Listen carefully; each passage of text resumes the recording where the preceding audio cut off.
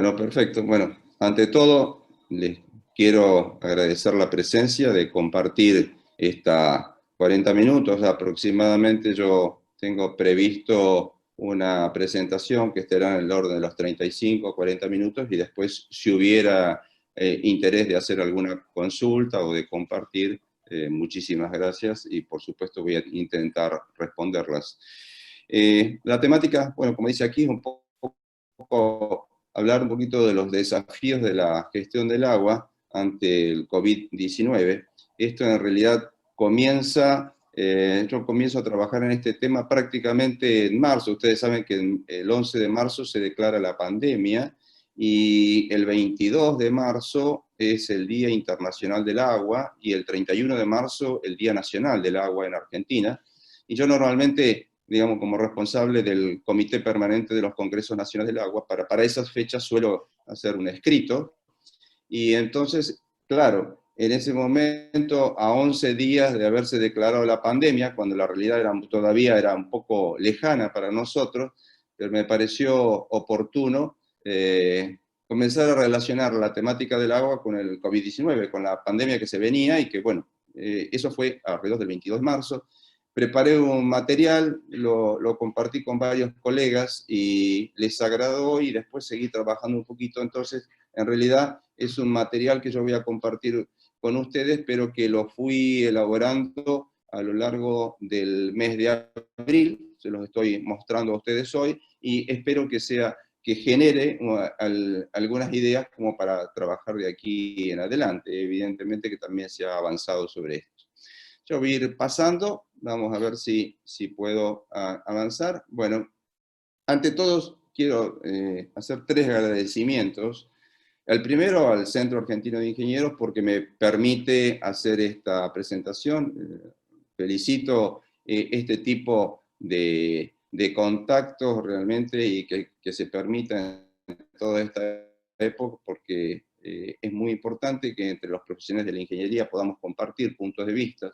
En segundo término, le tengo que agradecer muchísimo al ingeniero Antonio Federico, como yo siempre digo, es maestro de maestros. Realmente la trayectoria de Antonio me deja, me exime de hacer grandes comentarios, pero para quienes no lo conocen, el ingeniero Antonio Federico tiene una larguísima trayectoria en el ámbito de la ingeniería, de los recursos hídricos y de la energía en Argentina, y ha transitado caminos por Córdoba, por la provincia de Santa Fe y por todo el país, y aquí en Buenos Aires, y en parte un poquito yo sigo sus pasos y le quiero agradecer a Antonio todo el apoyo, y justamente fue quien me ha promovido a realizar este webinar originalmente. Y también quiero agradecer a los colegas de la Comisión de Recursos Hídricos, Saneamiento y Vías Navegables del CAI, la cual integro y que siempre me han alojado y me han cobijado y han escuchado con mucha atención mis palabras, así que mi agradecimiento a dicha comisión, a todos sus integrantes. Bueno, vamos a tratar de avanzar. Miren, el tema es así.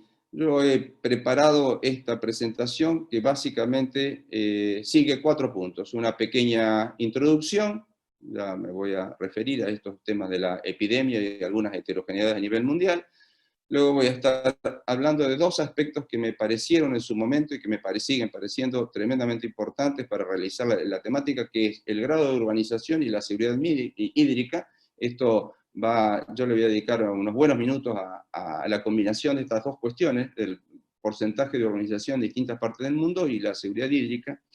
Luego quiero hablar brevemente de un tema muy actual para nosotros, que es la gestión de cuencas compartidas en tiempos del COVID-19, que es el caso de la Cuenca del Plata, en el cual yo en este momento estoy trabajando, particularmente a través del SIC, que es el Comité Intergubernamental de los países de la Cuenca del Plata, de los 5 países, y luego, bueno, vendrán unas conclusiones. Así que si ustedes me permiten, vamos a ir a la primera parte. Bueno, digamos, veamos que evidentemente los coronavirus, primero que se vienen presentando en los últimos 20 años han presentado 3 epidemias importantes, y esta del COVID-19 ha adquirido, como lo decía previamente, a partir del 11 de marzo el rol de pandemia, y verdaderamente así lo estamos viendo. Así que realmente en la temática, en todos los órdenes de la vida, prácticamente está estableciendo, por lo menos por el momento, un nuevo escenario mundial, y se registra, ustedes ven ahí, ustedes tienen eso, es la síntesis de la pantalla de la Universidad Johns Hopkins, que es la que resume los datos a nivel mundial. Prácticamente está hoy en día presente en 187 países, así que por lo tanto, casi podríamos decir que en casi todo el mundo tenemos una crisis sanitaria mundial, pero más allá de una crisis sanitaria mundial, ya ha adquirido dimensiones de una sinergia de epidemias, o sindemia, como algunos le han llamado. Esto es con aspectos económicos, con aspectos ambientales que también son tremendamente importantes. Esta es la placa del día de antes de ayer, con más de 4 millones de personas afectadas, 285.000 muertos y en 187 países.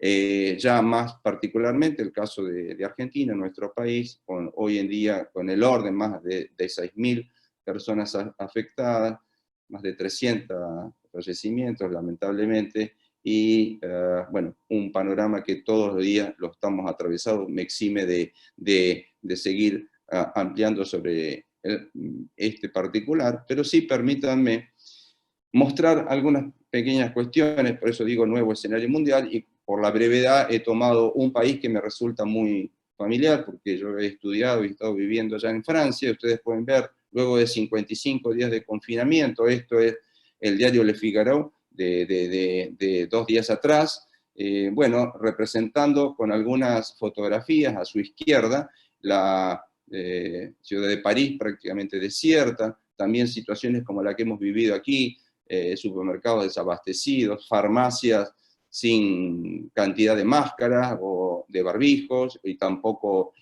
alcohol en gel, taxis que se adaptan para poder trabajar, y en la última, de alguna manera también como en muchos otros países, los políticos, en este caso el presidente Macron, que se prepara para tratar de analizar cómo se hace el desconfinamiento, la salida de este confinamiento, en este caso en Francia. Y por el lado, en la derecha, ustedes tienen un gráfico que sintetiza un poco el impacto del Producto Bruto Interno en América Latina, destacando el fuerte impacto para Argentina, para nuestro país, con una reducción estimada del 2,5% y algo similar, algo mayor un poco a Ecuador.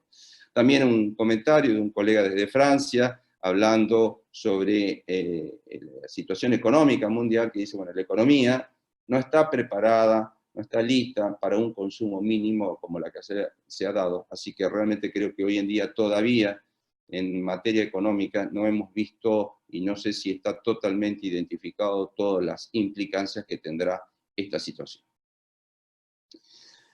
Por eso, en determinado momento, yo les cuento, allá hacia final de marzo, entre el Día Internacional del Agua y el Día Nacional del Agua de Argentina, me pregunté cómo podría impactar la pandemia del COVID-19 en la gestión del agua y de los recursos hídricos.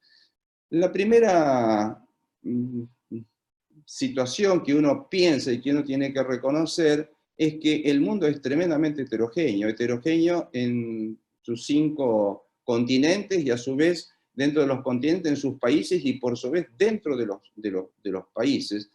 Entonces me pareció que una manera simple, claramente posiblemente no estén englobadas todas las situaciones, pero una manera simple de cómo poder analizar la situación es tener en cuenta, por un lado, el grado de urbanización de cada región, de las distintas regiones del mundo, y por otro lado, la seguridad hídrica que exhiben, y combinar esos dos aspectos.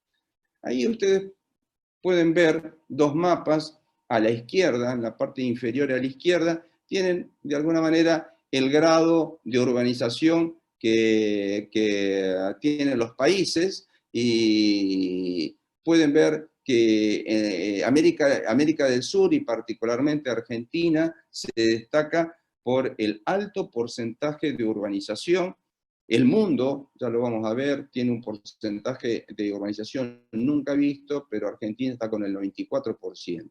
Pero por otro lado, en el gráfico de la parte inferior derecha, ustedes van a encontrar, digamos, la cantidad de agua disponible por región. No sé si ustedes recuerdan, pero América del Sur, el subcontinente que tiene el 28% de la disponibilidad hídrica del mundo, con tan solo el 6% de población. Eso nos ubica en una, digamos, en una situación de privilegio. Sin embargo, lo que se caracteriza también en América del Sur es la heterogeneidad que tenemos de la disponibilidad hídrica, tanto desde el punto de vista geográfico como desde el punto de vista temporal. Y ustedes pueden ver en este gráfico, se observa que Argentina, bueno, entre otros, el país sudamericano que tiene el mayor porcentaje de su territorio en zonas áridas y semiáridas, en ese sentido, supera a Chile, que tiene el desierto de Atacama, el desierto no polar más severo del mundo. Sin embargo, Argentina tiene, lo conocemos muy bien, el 66%, 2/3 partes de su territorio, en situaciones áridas y semiáridas, pero dentro de la Cuenca del Plata, que es la región más húmeda de Argentina, pero también de los otros 4 países, Paraguay, Uruguay, Bolivia y Brasil, también se observan dentro de la Cuenca del Plata regiones con estrés hídrico o con una disponibilidad hídrica inferior a la requerida. Fíjense que me permito comentarles 2 cuestiones. Cuando empecé a relacionar esto del tema de la urbanización y de la seguridad hídrica, por supuesto que he tomado contacto, si bien no estoy en la parte médica, por supuesto, estoy en ingeniería, pero sí tengo contacto con gente que está en la parte de la medicina, en el análisis de epidemias y de infectología y demás, y me comentaban algo que me pareció muy interesante, que en la historia de la medicina, las 2 medidas de mayor impacto sobre la salud pública a nivel mundial han sido, fíjense, la disposición de agua potable y el desarrollo de las vacunas.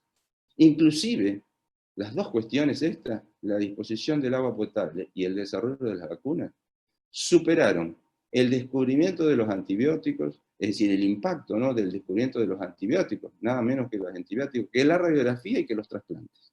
Y en una de esas 2 cuestiones, justamente el tema que nos engloba a todos nosotros, que es el tema del agua en relación a la sanidad pública. Vamos entonces ahora a analizar, si ustedes me acompañan, justamente aspectos tanto de la urbanización como de la seguridad hídrica, algunos aspectos a nivel mundial, algunos aspectos a nivel de América Latina y las combinaciones que se dan. Primer aspecto, el proceso de urbanización. Bueno, muchos autores consideran que el proceso de urbanización es una de las manifestaciones más marcantes de la sociedad, del mundo, ¿no?, del hombre. Fíjense, a nivel mundial, yo siempre suelo contar en mis conversaciones, en mis charlas, conferencias, un tema muy, muy interesante. A inicios del siglo XIX, esto es, en la historia del mundo, es prácticamente ayer, solo el 1% de la población mundial vivía en ciudades, solo el 1%, a inicios del siglo XIX. Todo eso comenzó a acelerarse en el siglo XX y en la segunda parte del siglo XX y hasta la actualidad ha tenido un proceso, yo diría, violento, cuando a nivel mundial, actualmente ya el 76% de la población mundial vive en áreas urbanas o suburbanas. Dentro de ese panorama se destaca en los últimos tiempos Asia y África, porque en la primera década del siglo XXI, es decir, ahora donde estamos, aproximadamente, según los registros internacionales, aproximadamente 200 millones de habitantes se mudaron a áreas urbanas del este de Asia. No tengo que ampliar en esto, en decir que los últimos epidemias de los coronavirus se han desarrollado prácticamente tanto en Asia como en África, y evidentemente este movimiento, este proceso de organización violenta, no es simplemente un movimiento de gente, esto tiene una presión muy fuerte sobre el medio ambiente, sobre, digamos, la flora, sobre la fauna, y ahí también aparece, algunos autores relacionan la fauna autóctona y salvaje, por así decir, con la fauna que empieza a convivir en las áreas urbanas y la conexión que se van dando con todos esos procesos. En esas regiones, la urbanización, como está puesto aquí, concentra ya el 60% de la población en el este de Asia está viviendo en áreas urbanas. ¿Qué pasa cuando nos venimos a América Latina? Uno podría decir, bueno, ¿y qué pasa un poco más cerca de nosotros? Bueno, América Latina hoy en día tiene en el orden de 630 millones de personas, y es una región que algunos autores la consideran como que tiene una combinación de luces y sombras, o de aspectos positivos y negativos en los últimos tiempos. Fíjense, con fuentes de la CAF, del Banco de Desarrollo de América Latina, ha resumido en lo siguiente: el Producto Interno Regional se ha duplicado en los últimos 30 años en América Latina. También, verdaderamente, se ha dado una reducción de la pobreza extrema. Hubo avances en educación, en salud y en servicios básicos. Y en general hubo un crecimiento en algunos países, Brasil, por ejemplo, es uno de ellos, de la clase media.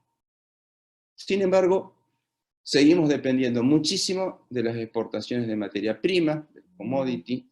Hay baja productividad, el empleo, según reseña el banco, es empleo de mala calidad. Hay pobre calidad de educación, o ha disminuido la calidad de educación. Se dan procesos muy importantes de violencia, de desigualdad, de exclusión. Una región, que ya voy a volver nuevamente, es muy vulnerable al cambio climático, ya vamos a hablar un poquito también de eso, y bueno, se dan aspectos políticos también y demás bastante complicados, como la polarización y la corrupción. Avanzando un poquito más en el tema de la urbanización de América Latina, podemos decir que América Latina es la región más urbanizada del planeta, porque prácticamente casi el 80%, ¿se acuerdan que yo les decía que el 76% a nivel mundial, pero en América Latina ya está en el 80% en promedio, y América del Sur a su vez tiene el porcentaje más alto? Justamente Argentina, se estima que hoy en día tiene un 94% de gente viviendo en áreas, en localidades de distinto tamaño, pero nucleadas en áreas urbanas y demás, seguido por Colombia y Venezuela, que están en el orden del 89%. Hay dos características que en este proceso de urbanización hay que destacar fundamentalmente en América del Sur. Primero, América del Sur se caracteriza por tener, y América Central y el Norte también, en que tiene grandes conglomerados urbanos intercalados en amplias regiones deshabitadas. Ustedes vieron que, digamos, tenemos megaciudades y demás, pero después tenemos grandes áreas que están realmente deshabitadas. Por otro lado, es la región del mundo con los ingresos más desiguales del planeta. Fíjense, seguramente que todos ustedes conocen lo que es el índice Gini, que es un índice que caracteriza la desigualdad de los ingresos a nivel del planeta, y justamente la región de América Latina es la región más desigual del planeta. Esto es bastante importante de destacarlo también. En cuanto, y ya para ir concluyendo sobre el tema de la urbanización en América Latina, fíjense que más o menos en promedio, digamos, la población mundial ha crecido, como yo decía previamente, desde el 1%, la población urbana mundial ha crecido desde el 1% hasta el 80% aproximadamente, que se prevé para el 2030. Pero eso, en cantidad de habitantes, implica que en América Latina tenemos aproximadamente 100 millones de habitantes que se van sumando a cada año a la parte urbana, lo cual, desde el punto de vista de contabilizar, da un escalofriante número de aproximadamente un aumento de la población urbana en América Latina del orden de una nueva ciudad de 500.000 habitantes a cada mes. Esto es bastante importante, no siempre a veces se destacan, a veces los valores promedio y demás nos hace perder un poquito, pero ustedes imaginen lo que es tener una nueva ciudad de aproximadamente 500.000 habitantes a cada mes, sistemáticamente, la implicancia que tiene en la región. Segundo aspecto, la seguridad hídrica.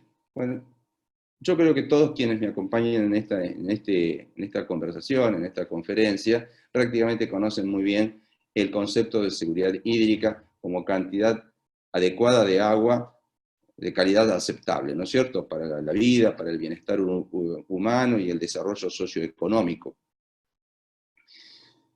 Por lo tanto, simplemente lo que voy a hablar de seguridad hídrica es sintetizar algunos de los valores que nos llaman la atención a nivel mundial. Por ejemplo, a nivel mundial tenemos 2.200 millones de personas que no tienen acceso a servicios de agua potable, gestionado, como dice aquí, de manera segura. Y vamos a tratar de recorrer un poquito más rápido algunos guarismos. 4.200 millones no cuentan con servicios de agua seguro, de saneamiento seguro, mejor dicho, a nivel mundial. Y 3.000 millones carecen de instalaciones básicas para lavarse las manos. Esto es llamativo, ¿no? Cuando venimos a América Latina, que es una de las regiones más ricas de agua en el mundo, como yo les decía, tiene el 28% de la disponibilidad de agua del mundo para el 6% de la población, pero aún así 34 millones de personas en América Latina aún no tienen acceso al agua. Así que de aquí en más tomaré unos minutos para sintetizar las cuestiones en áreas urbanas y en áreas rurales, y en cada uno de estos ámbitos en sectores donde se dispone de agua segura y donde no se dispone de agua segura, o directamente donde se dispone de agua y no se dispone de agua para las áreas rurales. Así que yo voy a utilizar varias diapositivas para combinar tanto la urbanización como la disponibilidad. Ustedes pueden ver aquí, en la parte derecha, superior derecha, un gráfico que sintetiza el grado de contagios en América Latina. Eso era el gráfico alrededor de los últimos días de marzo, primeros días de abril.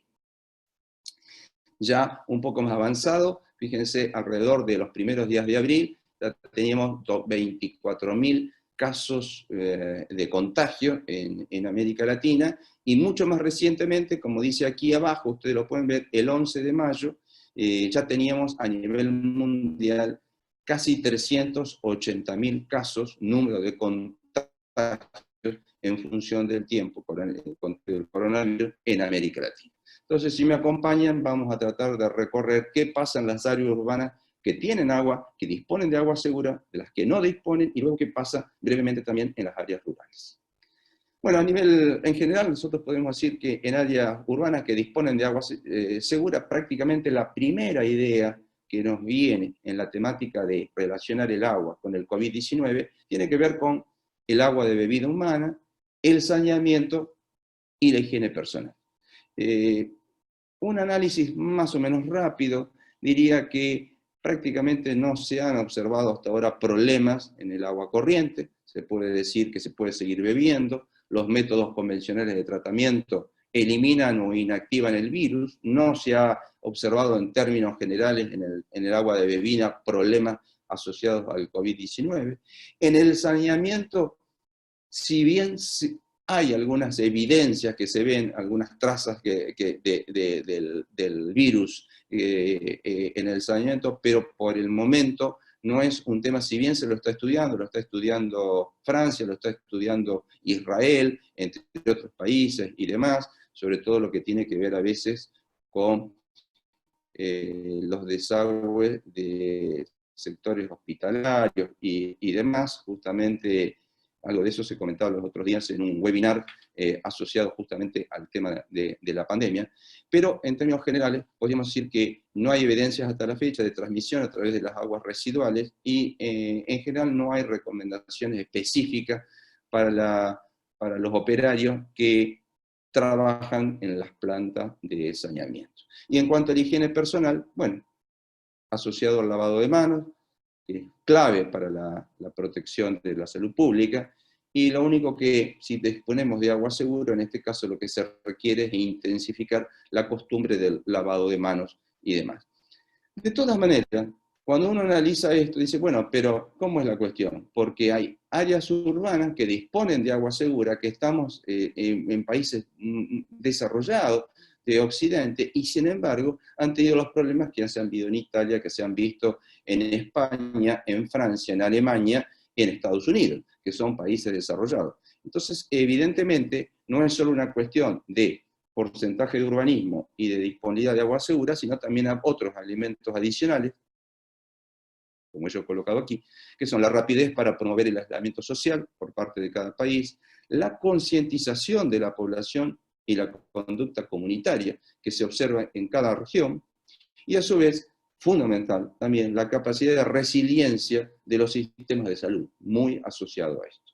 De todas maneras, digamos, podríamos decir que son las zonas menos problemáticas. Vamos ahora a las zonas urbanas que no disponen de agua segura, que es típica prácticamente esta situación en áreas periféricas de las grandes, de las megaciudades a nivel mundial. Pero cuando venimos a América Latina, casi todas las ciudades de medio y gran porte hoy en día tienen una zona periférica, como también bolsones, por así decir, de pobreza, y bolsones de asentamientos informales que están intercalados entre la trama urbana, y donde aquí entonces aparecen tres aspectos que son concurrentes. La primera, la deficiencia de los servicios urbanos básicos.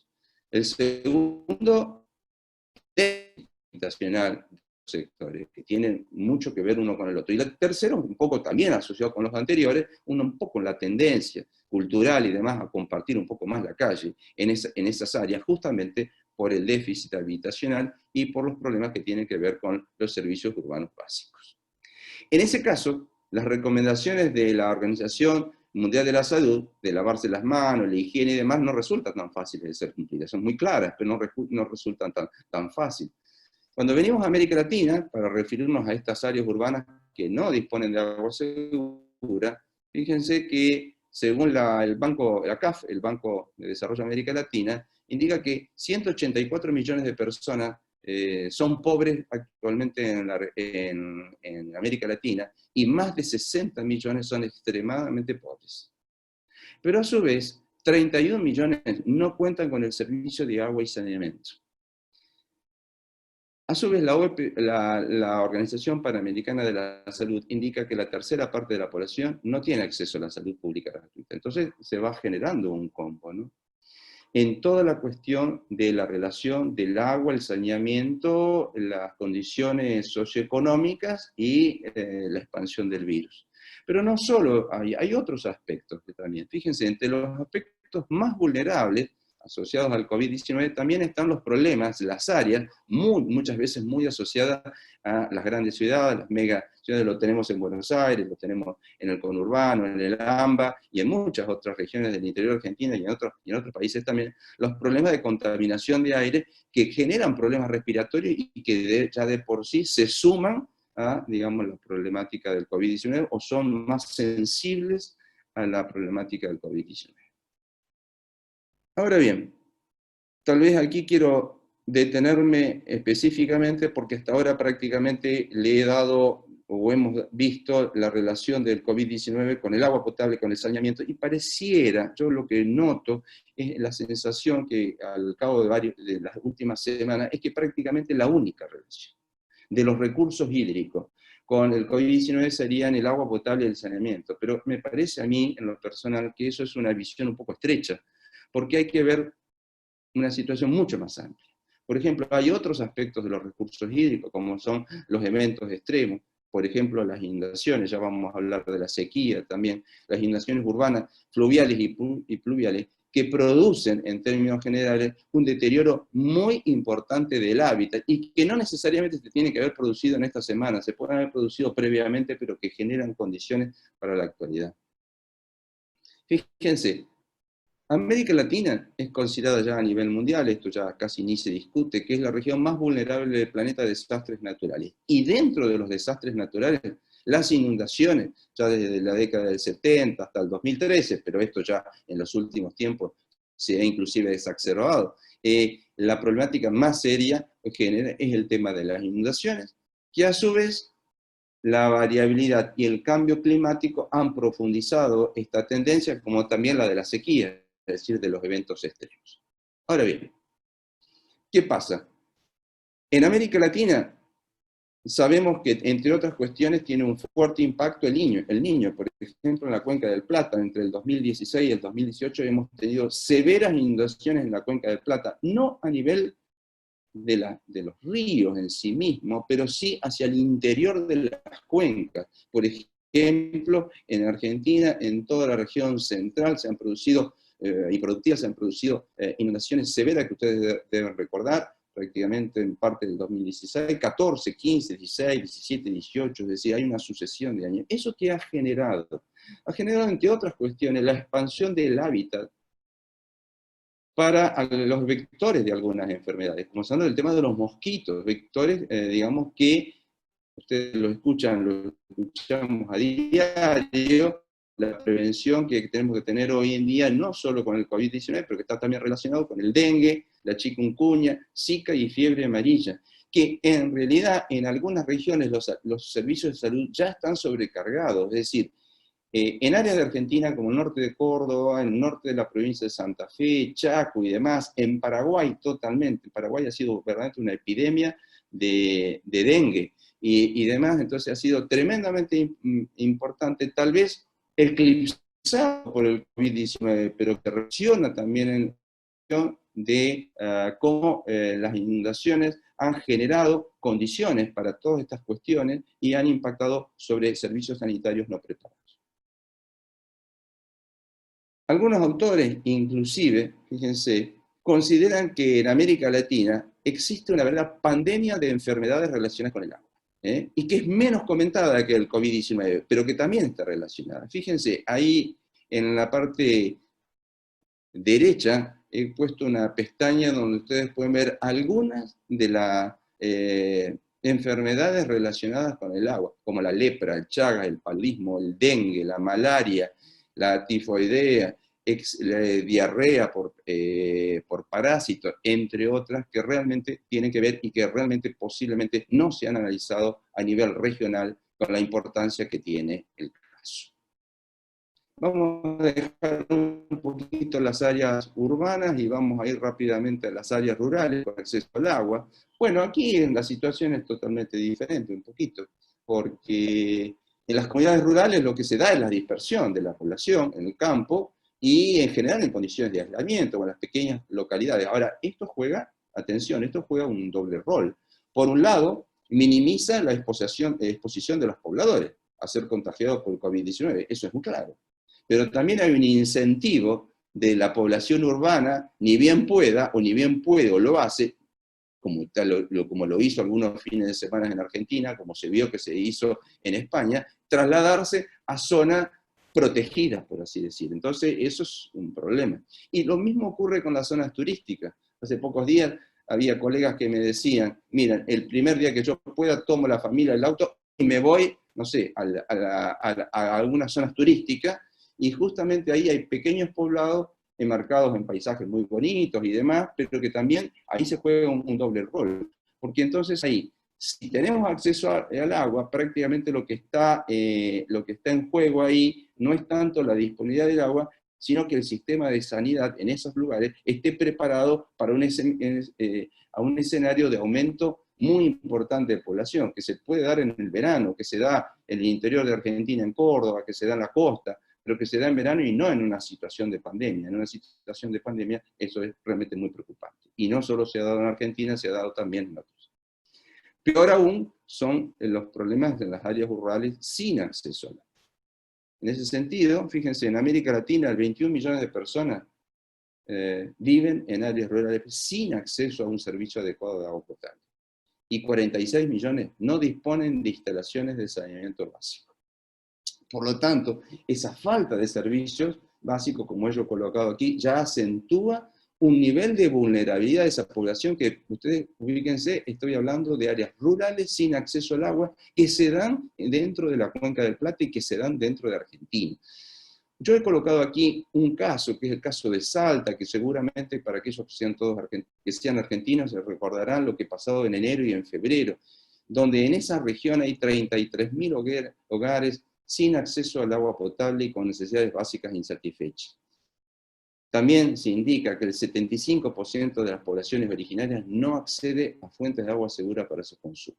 Ustedes recordarán que fallecieron niños y demás, se ha estado trabajando, pero no es solo Salta, hay otras provincias también, donde aunque parezca mentira, en las áreas rurales todavía está muy dificultoso el acceso al agua y que se están haciendo algunas acciones en ese sentido. Por lo tanto, en este caso hay que decir que el aislamiento protege a la población, pero debe hacer frente a las dificultades del acceso al agua y en realidad a la precariedad también del sistema sanitario en general existente en esas zonas. Ya dejando un poquito las áreas urbanas y las áreas rurales, permítame que me extienda un segundito a las cuencas compartidas en tiempo del COVID-19 y el caso de la Cuenca del Plata. Ustedes saben que la Cuenca del Plata, ya lo dije, son 5 países, Brasil, Paraguay, Argentina, Bolivia y Uruguay, una superficie de 3.100.000 kilómetros cuadrados, es la segunda cuenca más grande en América del Sur, la primera en importancia socioeconómica y la quinta cuenca más importante del mundo, reuniendo a más de 130, ahí dice 120, pero hoy en día tenemos más de 130 millones viviendo en la Cuenca del Plata y produce más del 70% del PBI de los 5 países. Tenemos, entre otras cuestiones, el tema de las hidrovías, la hidrovía Paraguay-Paraná, que desde Puerto Cáceres en Brasil, en Pantanal, en Mato Grosso, hasta Nueva Palmira en Montevideo, recorriendo todo el río Paraguay y el río Paraná, como también tenemos parte del río Paraná, y tenemos la otra, la hidrovía del Tieté-Paraná, tremendamente importante en esta región. ¿Qué está ocurriendo en este momento? Estamos con una situación de sequía extrema y de estiaje histórico.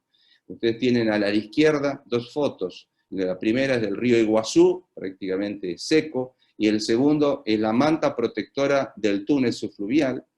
Justamente al inicio de mi conversación hablaba del ingeniero Antonio Federico, que ha tenido una acción muy importante en aquellas épocas de construcción del túnel subfluvial, túnel que recibió una protección en el pasaje de la Gran Quesida del 83, y que hoy en día esa manta aparece debido al estiaje pronunciado que tiene el río Paraná en este momento. Y por el lado central y derecho ustedes ven algo muy elocuente, que son las cataratas del Iguazú del 2020, ustedes ven la situación actual y la situación arriba, la situación tradicional, y también es bastante interesante ver que no es lo único la Cuenca del Plata, las cataratas de Victoria, en el río Zambezi, en Zimbabue, en África, también ha pasado por la misma situación. Esto ha sido con un año de diferencia, con algunos meses de diferencia, así que va a ser bastante interesante.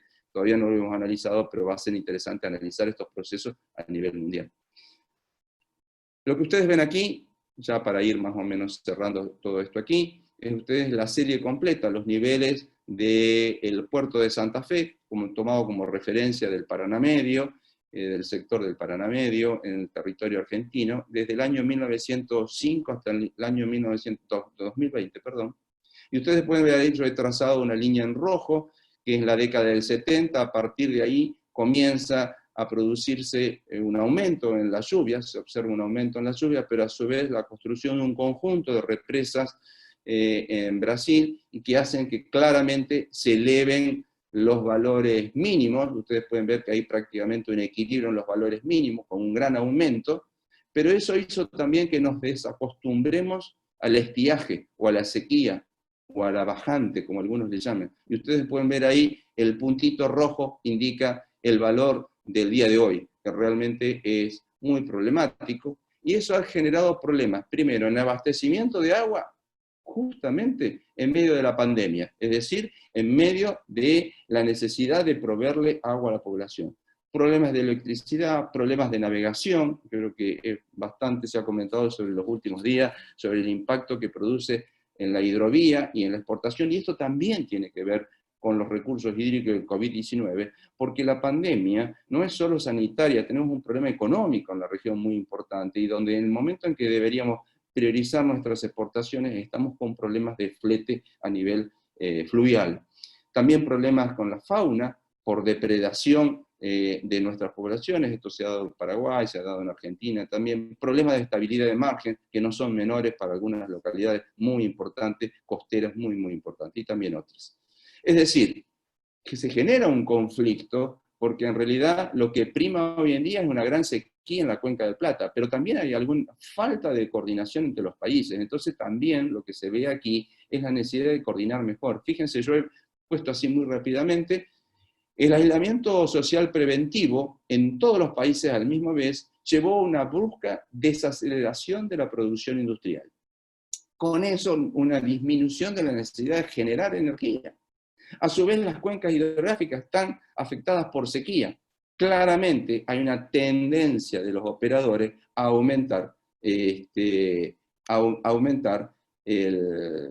el almacenamiento de aguas de embalse. Por lo tanto, se suma a la tendencia natural a alguna tendencia que existió en algún momento de restablecer niveles de almacenamiento, y que obligó a reuniones bilaterales y trilaterales entre los países, porque evidentemente hay que seguir trabajando en esta idea de la gestión integrada de recursos hídricos.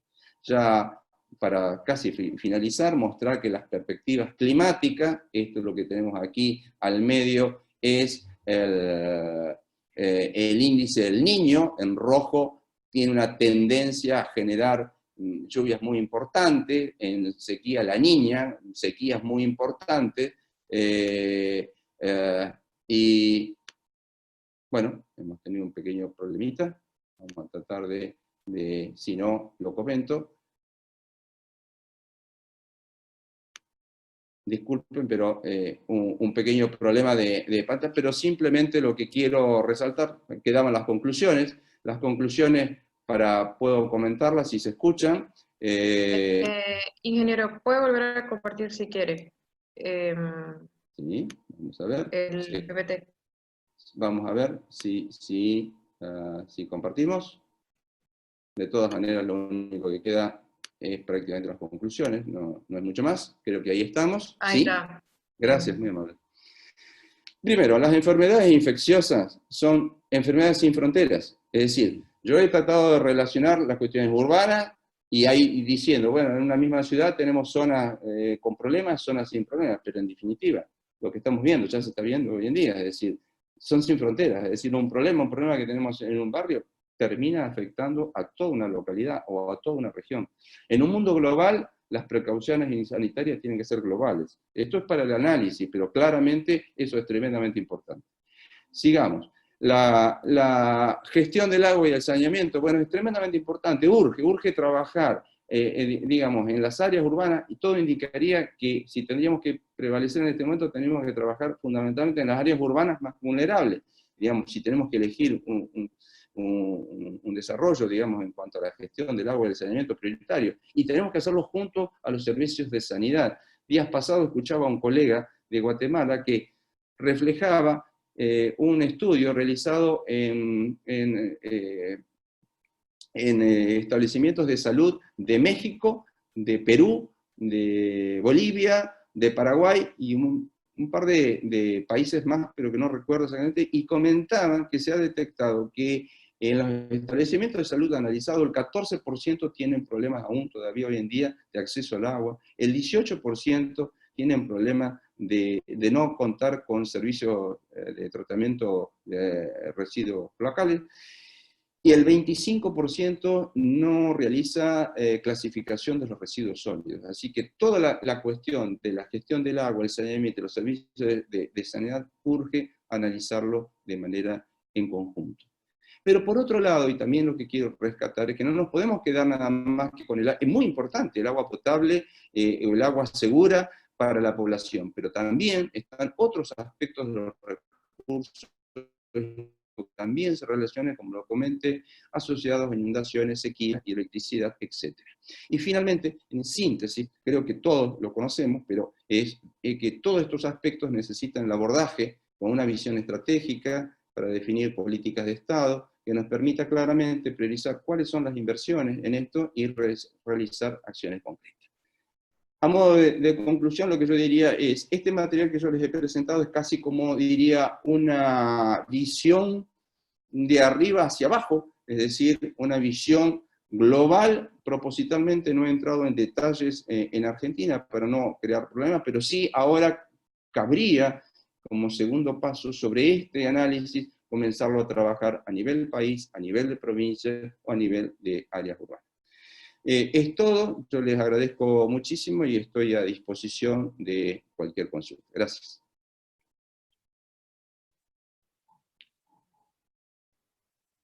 Ingeniero, acá Verónica, muchas gracias por la presentación, muy clara. Yo voy a romper el hielo, voy a hacer una pregunta, a ver si animo al resto. Tenemos unos 15, 20 minutos que restan, así que voy a hacer una primera pregunta, que es, la situación de sequía en la Cuenca del Plata, ¿podrá agravar los problemas actuales en relación al COVID-19? Bueno, gracias la pregunta. Bueno, en el tema de la Cuenca del Plata.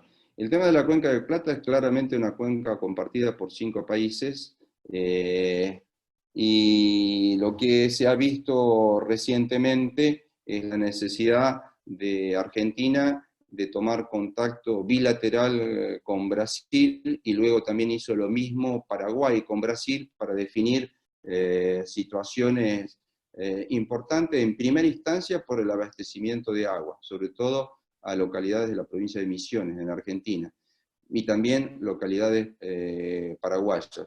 Y también otro tema fue tratar de algún acuerdo para poder posibilitar la navegación de barcazas para la salida de Paraguay por la soja, pero también eso tiene un costo, es decir, ese agua que se eroga por navegación, evidentemente podemos, si la situación de sequía, se cortó justamente ahí la presentación, pero se lo estaba comentando, que lo que se prevé es que las sequías se continúen prácticamente en principio hasta julio. Esto no, julio, agosto, esto no quiere decir que no puedan producirse lluvias importantes locales en un sector o en otro, pero en la Cuenca del Plata, es una cuenca tan grande, más de 3 millones de kilómetros cuadrados, realmente la situación de sequía generalizada se va a mantener y podrían, digamos, por lo tanto, si no hay acuerdos entre los 5 países, y ellos están en vías de generarse a través del Comité Intergubernamental de la Cuenca del Plata, hay idea de generar algunas reuniones así de tipo multilateral. Así que esa sería la situación, la necesidad de gestionar en conjunto la cuenca. Bueno, muchas gracias. Los invito que si no quieren ir escribiendo las preguntas, pueden desmutearse y hacerle la pregunta directamente al ingeniero. Digo, aprovechando este momento que tenemos, lo tenemos el ingeniero experto, anímense. Si quieren ya se desmutea cada uno y hace la pregunta directamente para que sea un poco más dinámico. Así que bueno, los invitamos.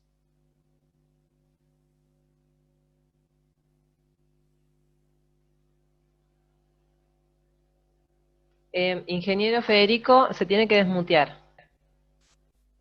¿Cómo? Ahí está, eso, que se desmutee. Sí, está conectado el micrófono, ¿no? Sí, ahora se escucha perfecto. Antonio, Sí. te escucho perfecto y te veo y te escucho. Perfecto. Bueno, la verdad que es un gusto escuchar, haber iniciado este periodo de sesiones de reuniones que está haciendo el CAI. Felicito al CAI y de hecho, Bertoni, ese panorama general nos ha sido muy útil, ¿no? Ni hablar de los Cuenca del Plata, porque sé que realmente podrías hacer una exposición incluso ampliada, hermosa.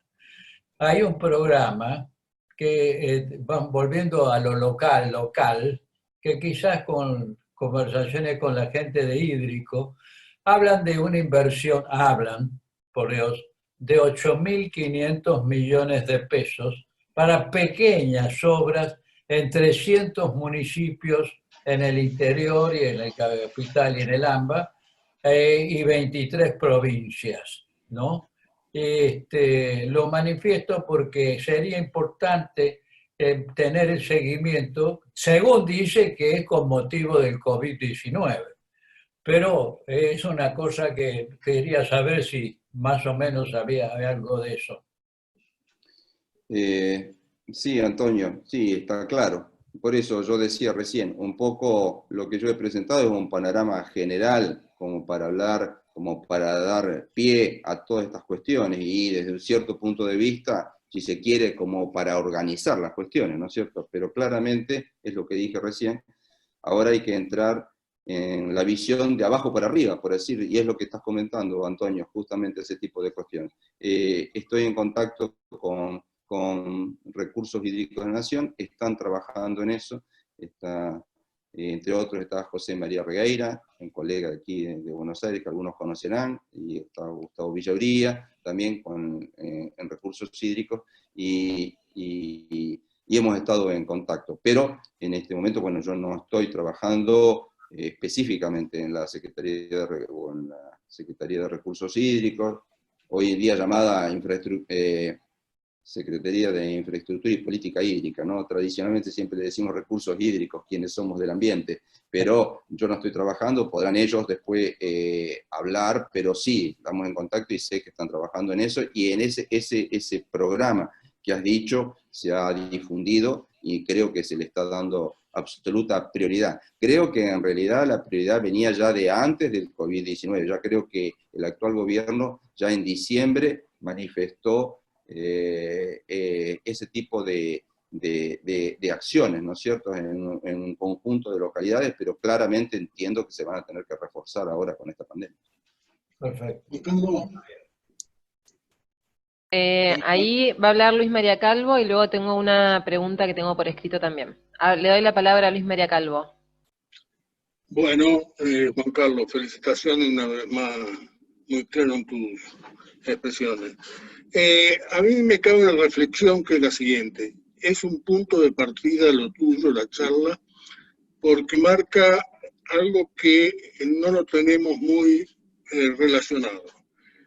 Esta pandemia que vos también mencionaste, sindemia, es porque paralelamente a esta pandemia del virus, del COVID-19, nosotros, sobre todo en América Latina, que a vos te toca mucho, está el dengue, que lo mencionaste también, y tienen la misma cantidad de casos, es espantoso, digamos, y los estiajes prolongados pueden crear focos de mayor cantidad de mosquitos, y sobre todo en la zona urbana, que es donde se dan los casos, que sería conveniente seguir este tema combinado con el tema del dengue y todas las otras enfermedades producidas por mosquitos.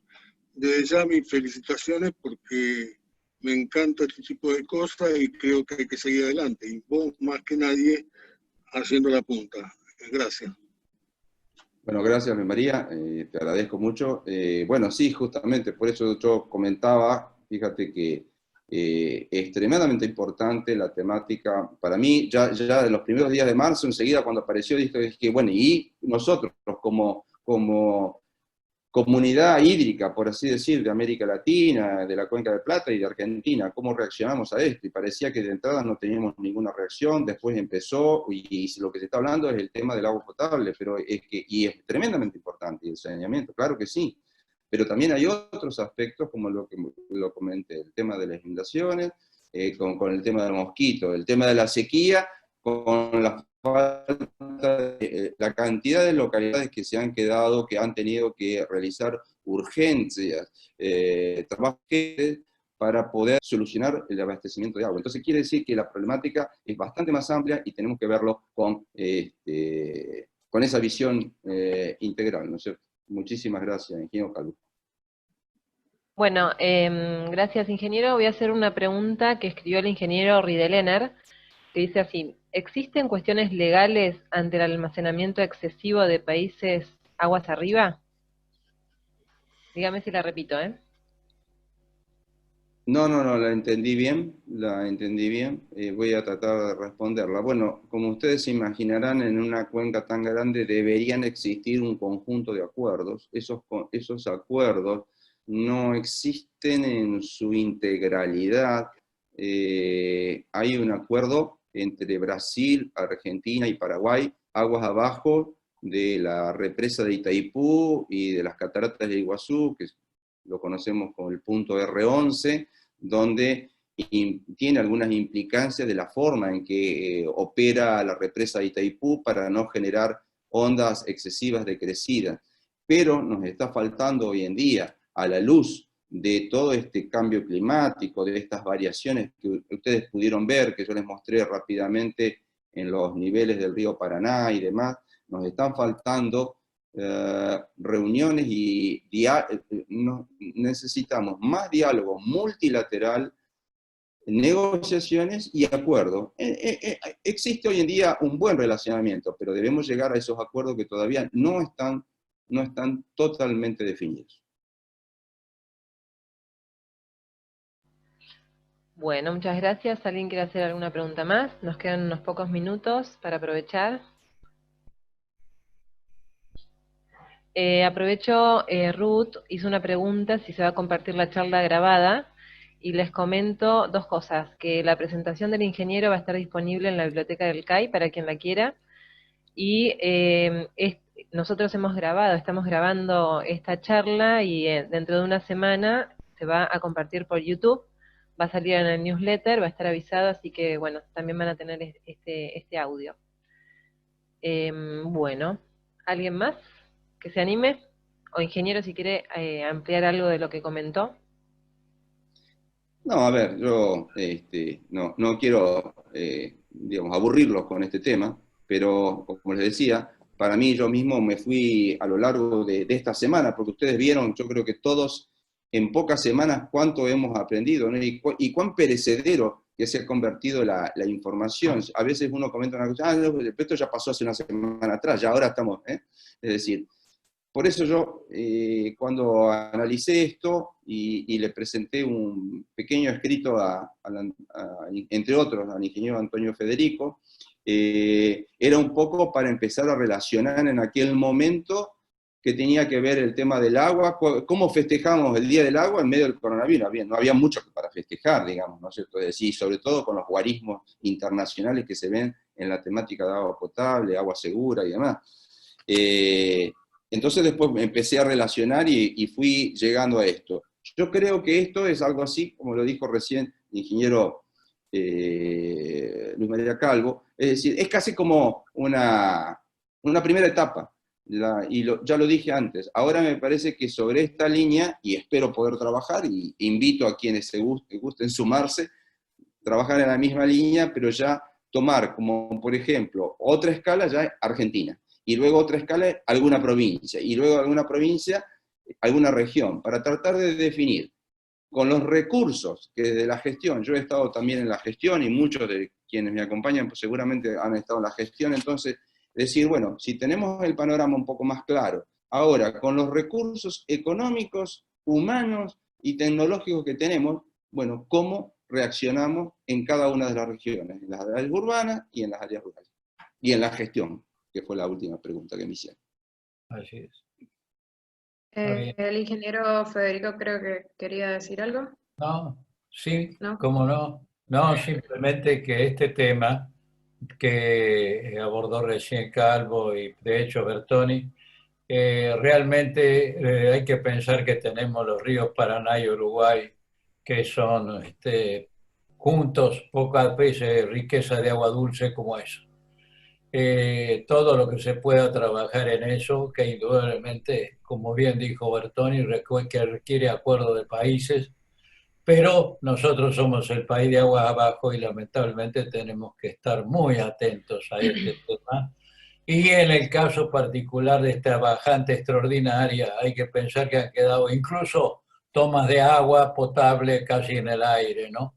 Así que todo lo que el ingeniero ha mencionado es realmente digno de que sea prestado hay una especial atención, ¿no? Nada más. Muy bien, muchas gracias. Bueno, ¿alguien más que quiera hacer alguna pregunta?